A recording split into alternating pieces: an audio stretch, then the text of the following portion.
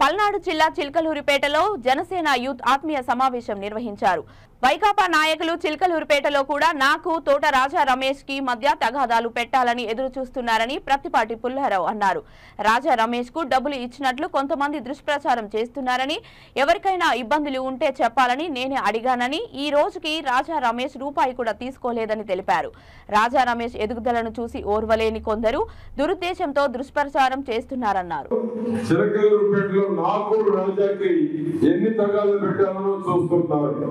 డబ్బులు ఇచ్చారంటారు. ఏ రోజు నోరు తీసేసి ఈ నిమిషానికి నన్ను డబ్బులు అనేటువంటి ప్రస్తావన తేలేదు. నేనే అడిగాను అనేక సార్లు.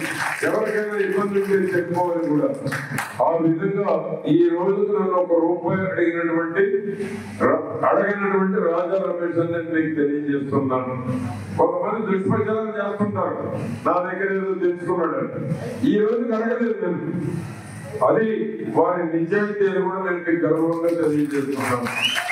ఎందుకంటే పైనేమో వాళ్ళ ఇద్దరి మధ్య తగాదు పెట్టాలని, నియోజకవర్గాల్లోనే మా ఇద్దరి మధ్య తగాదు పెట్టాలని వైఎస్ఆర్సీపీ వాళ్ళు విశ్వ ప్రయత్నం చేస్తున్నారు. కొంతమంది రాజా రమేష్ ఎదుగుదల ఓర్చుకోలేనటువంటి వాళ్ళు కొంతమంది దుష్ప్రచారం చేస్తూ ఉంటారు. ఒకసారి పార్టీ కన్వీనర్ గా నియమించిన తర్వాత పార్టీ ఒక లైన్ లో నడవాలి. అది తెలుగుదేశం కావచ్చు, జనసేన కావచ్చు, బీజేపీ కావచ్చు. మూడు కలిసాం. ఈ కూటమికి తిరుగులేదు. 15 కూటమి లేని ఈ రాష్ట్రంలో అధికారం ఒకసారి జగన్మోహన్ రెడ్డి ఓడిపోతే ఆ పార్టీ ఉండదు అని నేను మీ అందరికీ తెలియజేస్తున్నాను. ఆ కూటమికి పవన్ కళ్యాణ్ వేసిన పునాది, బలమైన పునాది ఈ రాష్ట్రంలో వైసీపీ తుడిచిపెట్టే పోవడానికి కారణం పవన్ కళ్యాణ్ అవుతారు.